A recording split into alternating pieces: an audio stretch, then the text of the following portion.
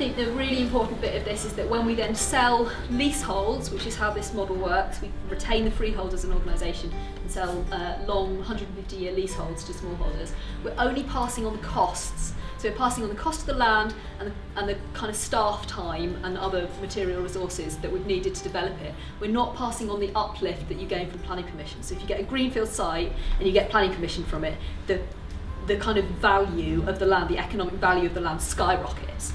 So we're not interested in that. We don't believe in that. So we're only passing on the costs, and that means that we're trying to really link the cost of housing yourself, if you want to farm, with the likely kind of income that you're going to get from 5 to 8 acres of farmland. We seek relevant grant funding, as I've said, and that helps us to keep the cost down. We then recruit smallholders and monitor the sites to make sure they are doing what they said they were going to do. So this is kind of where we are so far. We've got some sort of pretty pictures along the bottom. I think the next slide is just the same slide with different pictures. So far we've delivered one site of 3 small holdings, a cluster of small holdings. They're between 5.5 and 8 acres, just because some bits had kind of more topographical features than others, and it made sense to split it up that way.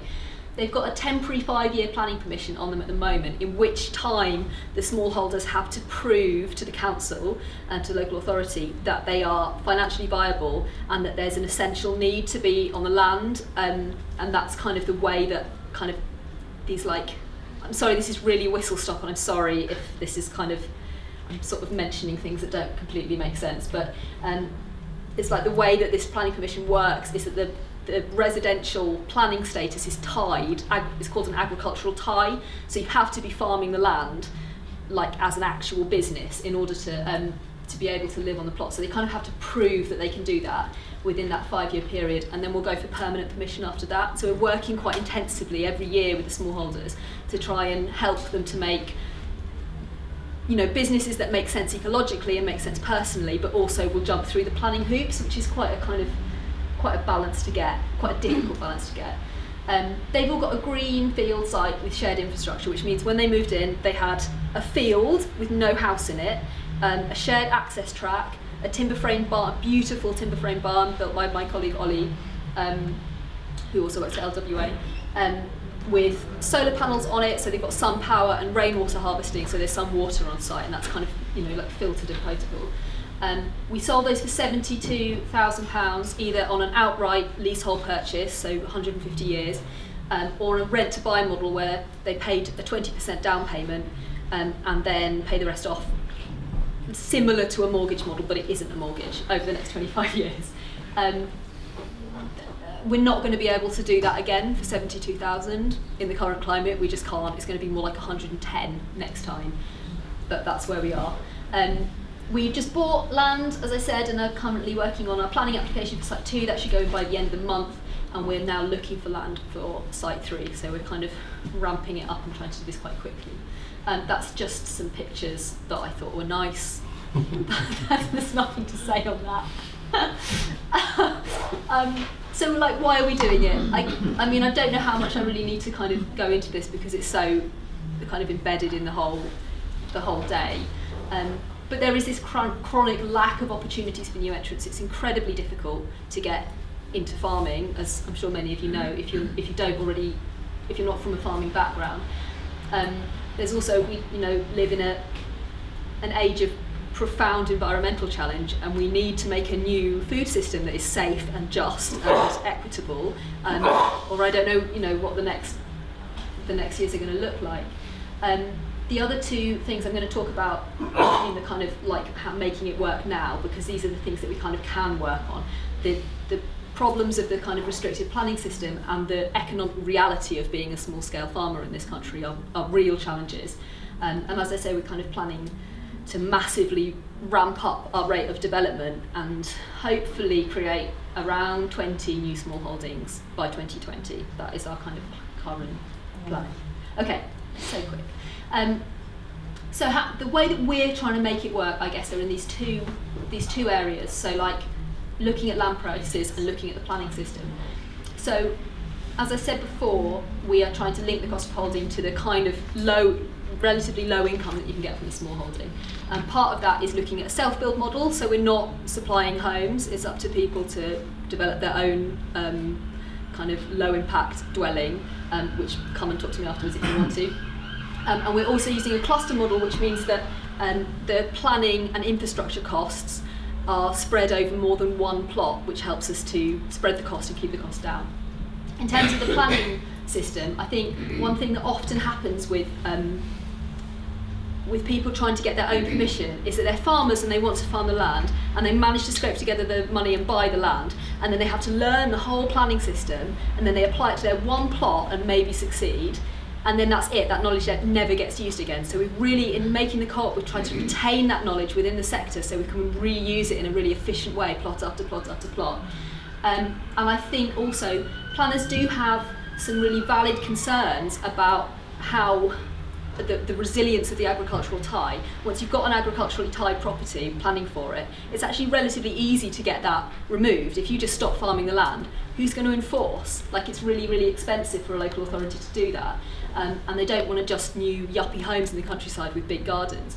By retaining the freehold and by tying ourselves into an ecological site management plan through this restrictive planning thing called a Section 106 agreement, we're really trying to kind of address that, what I think is quite a reasonable concern for planners. And yeah, we're kind of trying to prove our model over multiple sites, which will hopefully make it much easier for us to get planning and make it much easier for other people doing similar things to get planning. So again, just some pretty pictures. I think it's really hard to do this. It's deeply, deeply difficult and deeply challenging, and the paradigm that we're working in absolutely sucks, but it's not impossible. And I think, you know, we really have to be not just hopeful, but we have to do the work, and it is possible, and we are doing it. And if you would like to join us, that's how you can do it. If anyone's a solicitor and wants to give us pro bono support, that would be lovely. If you've got land and you want to give it to us, please do. That's my whole story. Thanks very much. We own 641 homes at the moment, which may well over the next couple of years be going up to around 700 or so. We've been in ownership since 1992, so long before community land trusts. We are a registered housing association as well, but we are fully and genuinely community owned.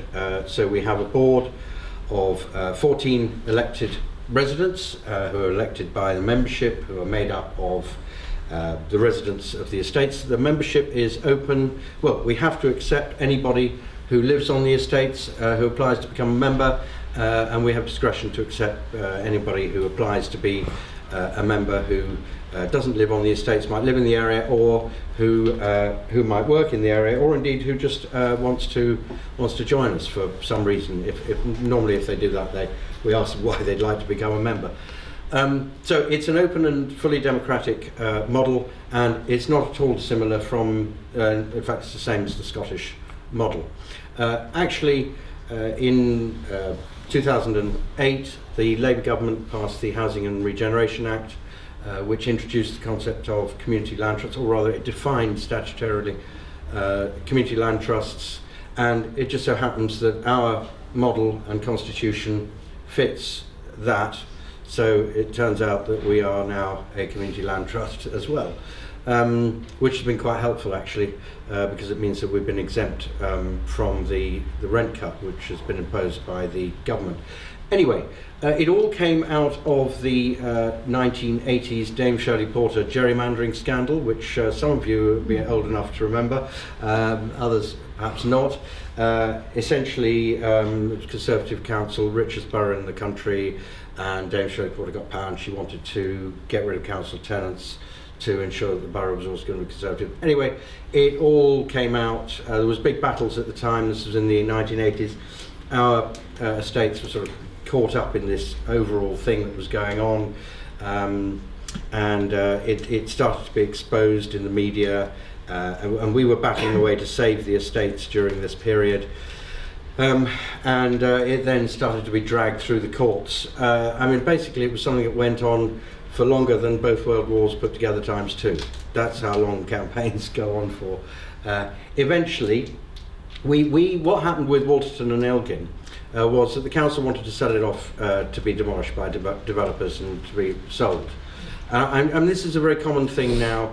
Back in the mid-1980s, 85 when that started, that was relatively uncommon, and lots of people, I'm not just talking about people who live on the estates, because obviously they were very upset about that, but lots of other people in wider society were shocked and horrified at the notion of council estates being redeveloped and sold to developers. Now, of course, it's commonplace and nobody gives a shit about it, do they? Or at least not enough.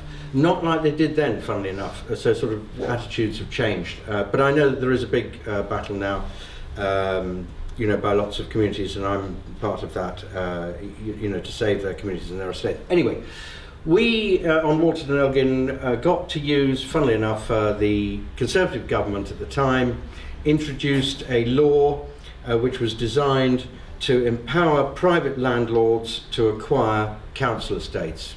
It was actually the right to acquire for private landlords, which was introduced in the 1988 Housing Act. The government obviously had to cover that up and come up with a euphemism for it, so they called it tenant's choice. Charming. But because there was a lot of campaigning and a reaction to it, the government had to agree that a couple of things. First of all, that the body that applied to do that, the landlord that wanted to do that, had to be approved by the then housing regulator, the Housing Corporation, and secondly that there had to be a ballot. So we thought, well, what if we, the residents, set ourselves up as a landlord, get approved by the Housing Corporation, and then, you know, seek to take it over. So we went through, as soon as within 3 days of the Act coming into force in April 1989, we served a notice on Westminster Council. It was one of the most fantastic days of my life. We had this scroll, we turned up there with a scroll 50 foot long, which was just the list of the properties. That's 921 homes. So turn up and say, right, you've got to hand these things over. They don't write laws like they used to. I mean, that was fantastic, that law, really, really strong stuff. We went through it. It was all deeply ironic, as you can imagine, because they did not write this law for council estates to be saved from being privatised, quite the reverse. But a lot of people, a lot of senior Tories saw it as just desserts for Dame Shirley, who they didn't particularly think much of. Anyway, we went through the whole thing. We had to go through evaluation. The council said that we should pay a couple of million quid. We said they should pay us £60 million. It was all down to dilapidations. It ended up with, you know, barristers and lawyers and all this, and skeleton arguments, and the district valuer. And the council presented an argument which said that essentially we shouldn't get any money as part of the transfer. And they quoted Lord Esher from a legal case in the 1890s. Who said that the type of repair or the standard of maintenance that's required on a property relates to the class of person that occupies it. And since these properties were very sort of, you know, run down and occupied by the working classes, you know, we shouldn't get any money for dilapidations. It's extraordinary that argument was run in it was 1991. That argument was run again. And to some extent that argument was accepted by the district valuer, amazingly.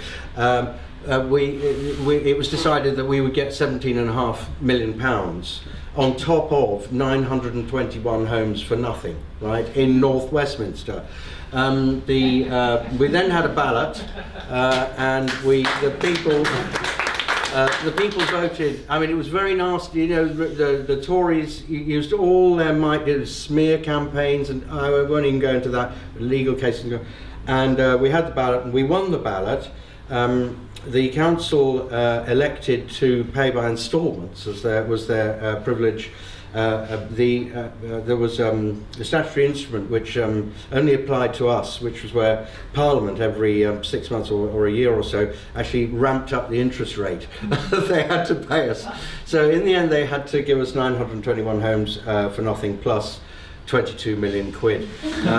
So all I would say is that's the way to do it. Take the money and take the property off them. It's the only language that they understand. Anyway, so we've been in community ownership since 1992.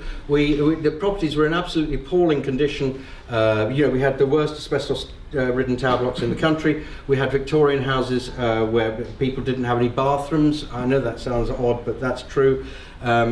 And the physical condition of the properties was very bad.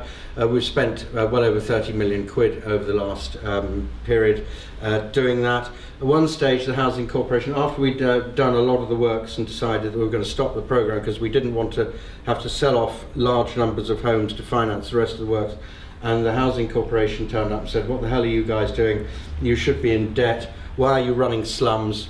And I said, "Excuse me, we are in a long line of respectable landlords running slums, which stretches from the Bishop of London, the London County Council, the Greater London Council, and the City of Westminster. So why shouldn't we be allowed to run slums?" In fact, interestingly, the late Professor Ambrose came and did a study, and he discovered that the people on the estates, this was a while ago now, were healthier than the elderly people there were healthier than the younger people on another estate, and it turned out the reason was not because their housing conditions were much better, but because they had control and influence over their circumstances. One more minute. Right, so from 1992 to 2016, all collapsed, fine, and we're now looking at doing a scheme, a £16 million scheme to build an additional 43 homes on our property, on our land, with extra floors and some infill, and that's been a long time in the brewing, and we haven't made the final decision on that yet. Just to leave you with one thought, we have to do an independent satisfaction survey every 3 or 4 years or so, and there's been quite an interesting trend in that ever since we took over. We started off with a satisfaction rate of around 78%.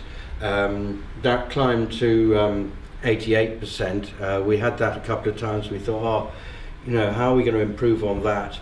Then we got a satisfaction rate of 93%, by which stage people were comparing us with Eastern European states, dodgy elections and stuff. And then 3 years ago, we had our latest satisfaction survey, at which point we thought, well, it will we'll slip back to 88%. The answer came back, and this was on a 56% sample, okay, 97%. Anyway, deep embarrassment all round. What can you do? That's community ownership. Localism bill came out a while ago, and Self-Build Act of this year that, as Jonathan said, intend to do certain things, not necessarily to protect or inspire and enable, but they do allow this grey area through which, if we put some effort and action, we can achieve something. And so with the Self-Build Act, every local authority in the country is supposed to survey and respond to the number of people who want to self-build by including those numbers into a local plan. And the reason why it is a grey area, because none of the numbers are tied to, or there is no relationship to responsibility.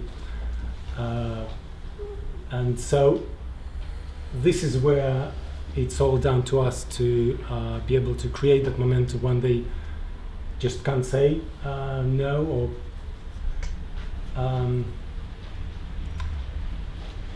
the platform that we've created is called Local Self-Build Register,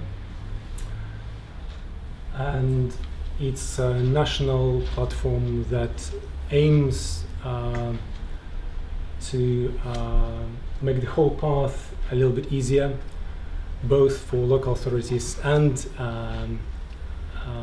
self-builders, to sort of think through what they want to do, and on the other hand save on IT infrastructure that usually becomes a blocker in Bristol, for example, City Council, when we phoned them up, said yes, we are complying with the law. We've got a Word document that you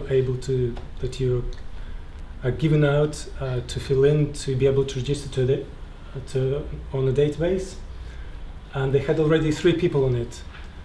By this time, we had 600 of self-builders who want to do something in Bristol, and by now it's about 7,000 people who are on the database and want to self-build. The next step is the design for a busy person who's got their family, work, to take on a journey of building their own home is an overwhelming task. And our mission and our vision for a more beautiful world is to create a mechanism for people to plug into an infrastructure that we do have experience running. We've been a consultancy for the last 10 years, training local communities, self-builders, skills, organizational skills, woodworking skills, planning skills, and right now we've got a design that a couple of weeks ago was awarded by Grand Designs Live and NAGSBA as a winner of the Self-Build on a Shoestring competition, which hopefully will open a few doors for us. And we've got a partnership with Barton Wilmore, who's been helping us with the designs and the nitty-gritty of the architecture. And we've got a plan, potentially a site over in Bristol for what we call a People's Factory, which is a workshop space where you come in and partly build your home. So the aim is to lower the access of being able to commit to self-build project by kind of leveraging the costs versus time spent on it and finding your own balance with use of a professional body like us. And one thing that we are exploring at the moment, which is where another kind of a standpost preventing a lot of projects happening, is a financial model that can allow people, instead of storing their money in a savings account, commit them into a project and offsetting their costs of a future home with that peer-to-peer finance and the crowdsourcing model. Ecomotive.org and local self-build register, where you can go and explore more. Follow us on Twitter and Facebook, and let's make it happen. Thank you. Scotland, and we represent the growing number of community landowners in Scotland. And I was going to talk about 2 dimensions to success in our terms. One is about that group of existing community owners seeking to change the law and the policy framework in Scotland to allow the path that they have trod to be more easily trod by other communities in Scotland, and then to look at individual community owners and what they're doing. And I was going to start on the second point, and this is a short video that we've made. It's only about 90 seconds for 2 videos. People's real experience, and we've got roughly 35-40 members who are running large bits of land. There's 500,000 acres of land now in community ownership in Scotland. And the first video, the guy in the island of Mull that bought the forest, they've gone on to create 9 what we call forest crofts. A croft in Scotland is a small holding essentially. So they've created forest crofts, so 9 people are going to get a bit of land, get a house on it, and they've got to manage a chunk of forestry, and there are rules about how much tree cover they've got to maintain in perpetuity and so on. The last clip that you saw, that estate in Galston is just advertising as creating new agricultural holdings for people and doing many other activities. And so you could get lots and lots and lots of these stories. We have got, we did a study a couple of years back of the economics of community ownership and trying to show, did it make a difference if the land was in community ownership as opposed to the past private ownership. And that showed, we looked at 12 of our members over a period of about 5 or 6 years and what had happened on those estates. One of the arguments against community ownership by traditional owners is that community ownership will kill investment. Actually, that study showed the opposite is the case, that those 12 communities had invested £20 million over that period of time. We're planning to invest a further £25 million in what they were doing. Some of that was commercial borrowing, some of it was by grant and so on. They had created 300 housing units in a period of time. They had created production of energy. They were running wind turbines, they were running PV cell arrays, they were running small hydro schemes, both using electricity locally but also exporting electricity. Some were running hotels and bunk houses. They were investing in the kind of tourism infrastructure that you've seen there, building workshops for people to work in to create employment. And the other things that we discovered was that employment had increased significantly, but not just within the community owners themselves, providing direct management of the estates, but also the confidence that had grown in the community meant that private people were investing in small businesses. There was a great growth in small businesses. The turnover of these estates had increased since they had become community-owned estates, and so on and so on and so on.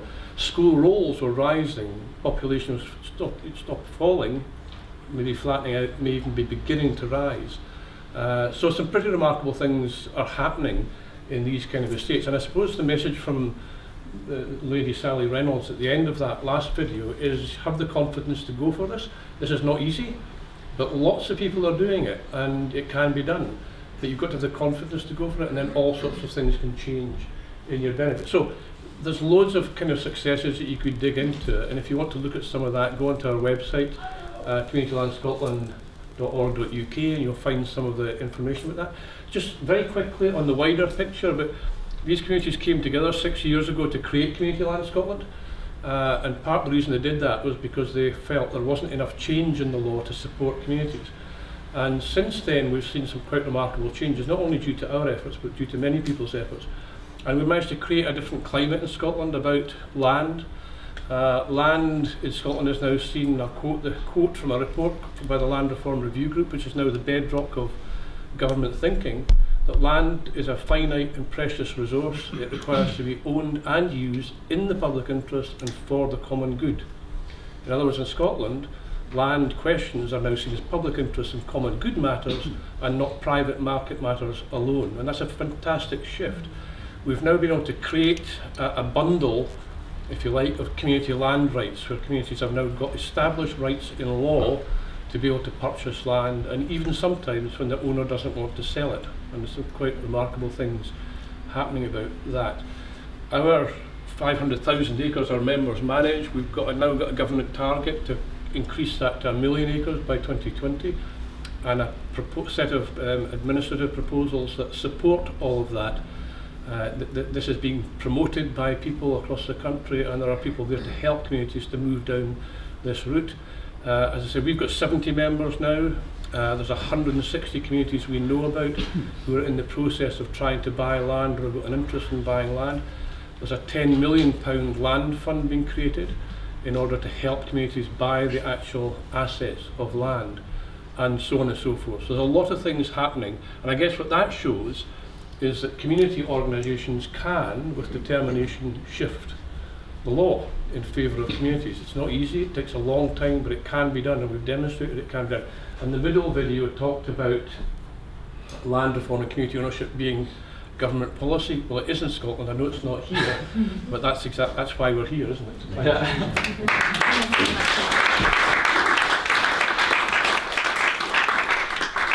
I mentioned that first community had created 9 forest crofts, and the last community that was featured has created half a dozen new agricultural holdings. When they've advertised those, the demand has been running roughly twice the level of the supply, and that's kind of opened our eyes to the fact there's something here, there's a kind of innate need for a lot of people to get close to the land and to produce food and to work the land and make it better and get product from that. So we're now looking at how we might need to change the political and the legal environment and the administrative environment to allow some of these processes of creating new agricultural holdings easier. We're also but we're trying to promote with government the need for more technical support for communities and smallholders to do the business of smallholding or crofting in other terms more effectively, to increase production, to add value to products, to supply local supplies to hotels and into the procurement systems of schools and hospitals and so on. So we're thinking about all that stuff. Some of our members are creating, polytunnels for doing local vegetables to supply the local shop that the community might also own and so on. So we're into this bit in a very small way, I have to say, so far, but it's an area that we want to get into much more because we think there's both a demand for more people to be attached to the land in that kind of way, and we've got, between our members, quite a lot of land, and we need to, it's not all good land by any means. In fact, it's very poor land, but it doesn't mean it can't be producing some things, and that's something we want to do more. And does anyone else want to respond to that? Very briefly, the scheme that we are close to approving for 43 new homes, many of which are on top on an extra floor on existing blocks. Each of the 8 blocks that we're going to be building on would have a large room-sized space open to the elements which we envisage could be used for growing food. We've yet to sort out the mechanism for how we would encourage the occupiers, the future occupiers, or the existing occupiers, or other people in our community or in the wider community, to actually do that. But we're going to provide the mechanism, the means. Thanks. So all the stories that you've heard today are telling that the mechanisms when the community gets involved and it's a community-led project that is driving the development allows all those things that are not instantaneously monetizable. That's why big developers never include those in their plans to happen. Allotments, green spaces, they're usually part of a vision, and they are essentially part of our habitat. So these things are happening because communities needs them, and so the more community-led projects, mean controlled by their communities, will be happening, the more interconnected land projects you'll be seeing in City 2. Any other questions or comments?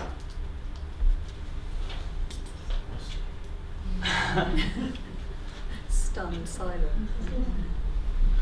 One example to that is the city farms, the growing movement of city farms that is happening. Well, and I think I also reckon that is what our project Yes. is. The question you've asked is well, that's what we're kind of doing. So we're doing exactly that. We're looking at putting land into community ownership insofar as we're a community benefit society, and then creating long leaseholds for individual smallholders. So that is the entire thrust of our project. And we're small at the moment, but we're small and ambitious, and I hope our organisation will become huge and also will really pave the way for others to replicate the model, because once we prove to planners, and precedent doesn't really exist in planning law, but it colloquially kind of does, so you can cite other planning decisions, although they don't have they don't create case law. So the more we do this, the easier it will get. So they repealed that piece of legislation in 1994. There was then a long period where council tenants did not have any statutory right to escape, if you like. Eventually, and this was driven largely by the tenant management organisation movement, in other words, council estates where tenants had management control but not ownership, and were being quite frustrated by the lack of ownership. The Labour government agreed to incorporate something into the 2008 Housing and Regeneration Act, which ended up being amending the 1985 Housing Act. It was an interesting piece of legislation because it was passed by Labour under the 08 Act. It came into force, but the regulations were not made. The coalition government made those regulations. So in fact, this is a piece of legislation that's got all three political parties behind it. I, in another guise, supporting the West Kensington Gibbs Green estates in the Earls Court area, we've been trying to pioneer the use of that legislation. It only came into force in December 13, and it's a very, very poor son or daughter of tenants' choice. They don't make them like they used to, and it's got all sorts of get-out clauses. It makes it almost impossible, because obviously this one was, you see, the one we used for Wetch was designed for private landlords to steal council housing, so of course it was really powerful and strong. The one that was designed for tenants to take the council housing and put it into an alternative landlord, i.e. a housing association, is very, very weak. Now so far nobody's managed to pull it off. We're trying to use it. We've got a determination request. It's all technical. We've got determination requests in with the Department of Communities and Local Government at the moment. We actually served our notice back in August of last year. We've got determination. There's Cressingham Gardens, some of you might have heard of that, an estate in Lambeth. They're also trying to use the right to transfer. I don't think it's that piece of legislation is not, it's not very well written, and so I don't see that particularly as the future of that piece. But we need something much, much stronger than that. Something like the tenant's choice thing that we used. I mean, if that was still in force, we'd all be having a whale of a time. Just to say, and I meant to say this because I know this would raise a laugh if nothing else, is the property that our community owns is worth about £1/3 billion in terms of the vacant possession value, right? As a business, we're worth, that's if we keep on renting at low rents, we're worth £32 million. We've got 1.2 million quid in the bank, and we made £600,000 surplus last year. We're exempt from all that housing and planning nonsense, and we're exempt from the rent cut. So we made a load of cuts in our expenditure because of the rent cut thing coming. Then we ended up being exempt, and we made a small rent increase. So we're always regarded as very jammy, getting away with it yet again. But that's community ownership for you. Yeah. But to answer your question, well, we need to campaign for more legislation that's helpful.